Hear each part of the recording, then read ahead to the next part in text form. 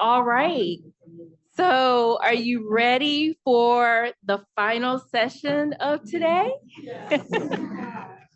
Okay. So hopefully you've enjoyed all of these informative presentations that we've had today. I like that enthusiasm. Okay. So I am April Stull, and I am co-chairing this session with Marissa King. And I am an associate professor at Baylor University in Waco, Texas. And thank you. And also, I am the chair of the ILSI US and Canada Bioactives, Functional Foods, and Supplement Committee. And Marissa, she is a part of the scientific affairs in the nutrition division at Amway.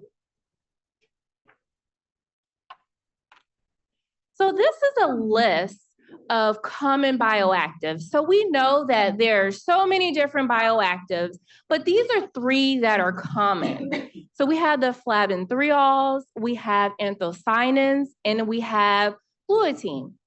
And they have many different, and they have some of overlapping functions and also overlapping health benefits.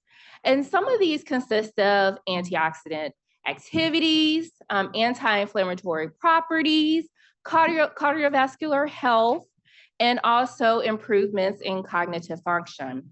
But when we think about eye health, we always think about lutein, and we're going to focus on that a little bit later in this session. So unlike our micronutrients, there are no DRIs for dietary bioactives. So this session will highlight the work done by our ILSI Bioactive Committee. And it will also offer valuable insights into industry research on bioactives. And here's a list of our leadership committee. And you can see that Connie is very active. She's also on this committee too.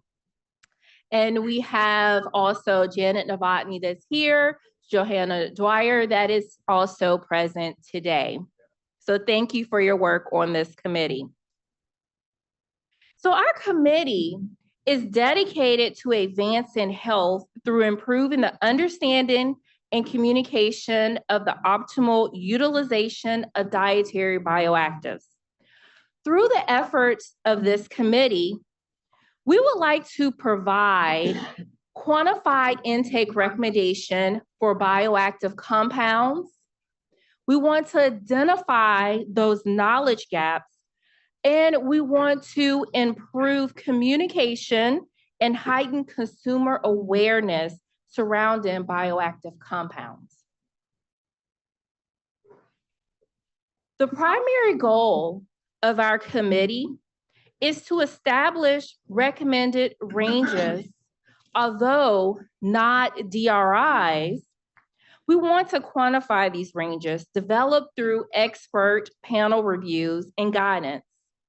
This type of guidance can be used for consumers and providers, especially in the absence of the DRIs. As of now, there's only one bioactive that has been quantified, and that is our flavanol 3-ols. And so our bioactive committee, we want to add to this list. So today we have a great list of speakers, and they are going to talk about several of our research projects that is actively going on with our bioactive committee. And lastly, we would end with an industry perspectives on bioactives, particularly in dietary supplements. We'll take questions for all of the speakers at the end. And as a reminder, all of the speaker bios are in your meeting materials. So are you ready? Are you ready for this session to start? Okay, I'm ready. So I really think of these bioactives as unsung heroes of the diet. And I really thank the previous speakers for setting the stage up for this session. First, they talked about the bioavailability of micronutrients and bioactives. And now we have that grand finale. We're going to go more in depth into those bioactives. So now let's dive into the safety, benefits, and what the evidence really says about these powerful bioactive compounds, and particularly focusing on lutein. So our first speaker for this session on expanding the food-based framework to dietary supplements is going to be Janet Novotny.